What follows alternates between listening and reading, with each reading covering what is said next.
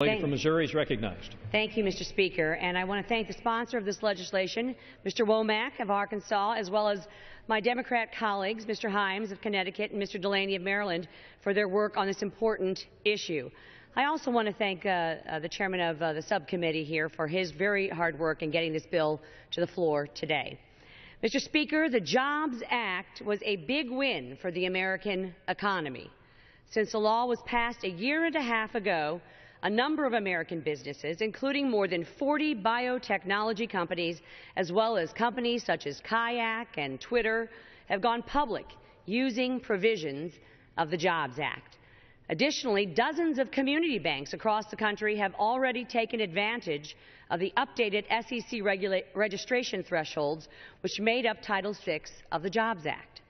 But perhaps most encouraging is the frenzy of activity we've been seeing from entrepreneurs around the country, whether it's small technology startups lining up at the gate to begin crowdfunding, or small businesses being able to share their story with more investors now that they are allowed to advertise. We certainly see this kind of activity in the greater St. Louis region, which has become a major hub of innovation. This is exactly what the Jobs Act was intended to do: allow entrepreneurs and small businesses to focus on innovating and creating jobs, not only complying with outdated government regulations. Unfortunately, as we all know, Washington tends to move a little slower than the private sector, which is why this legislation is necessary. Title VI of the Jobs Act updates outdated SEC registration thresholds for community banks, and it will allow banks to focus more time on serving their customers than on complying with unnecessary red tape. And while Congress intended to include savings and loans as a part of these new registration thresholds, the SEC to date has not interpreted the law in this way.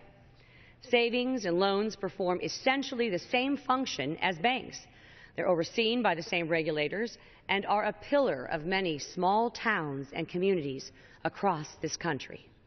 Missouri is home to about 20 savings and loans that could one day benefit from the provisions in Title VI.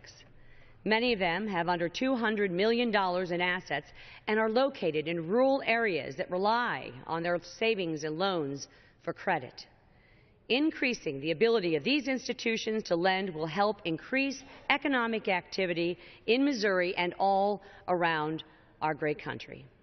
In order to put savings and loans on equal footing with community banks and to codify congressional intent, today we are considering H.R. 801, which will extend the updated thresholds in the Jobs Act to savings and loans.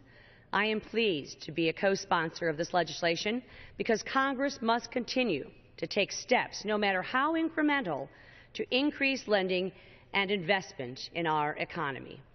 As an added bonus, this legislation comes to the floor today with strong bipartisan support, and I want to again thank my colleagues on both sides of the aisle for their work and their support on this issue, Mr. Speaker.